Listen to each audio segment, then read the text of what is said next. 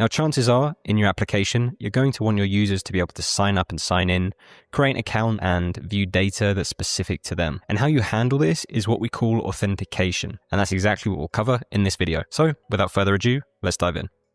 And the first topic that we're going to cover is how you set up WeWeb Authentication.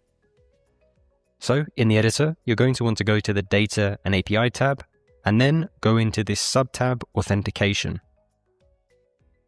From here, you can select your authentication provider. We have various authentication providers, but for this tutorial, we're going to be using the WeWeb Authentication provider.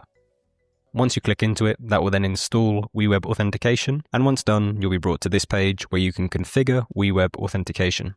In the top panel, you can configure the settings of WeWeb Authentication, and for this guide, I'm going to leave all the settings as their defaults, but if you'd like to learn more about what each setting does, then there'll be a link in the description of this video that will take you to our documentation where we detail each setting.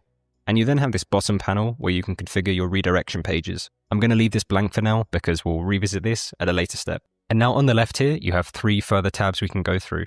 The first is the Users tab. Here you'll be able to see all of your users. Right now it's blank because we don't have any users yet. Next is the Roles tab. Again, this is blank for now, but once we have roles, you'll be able to view them from here.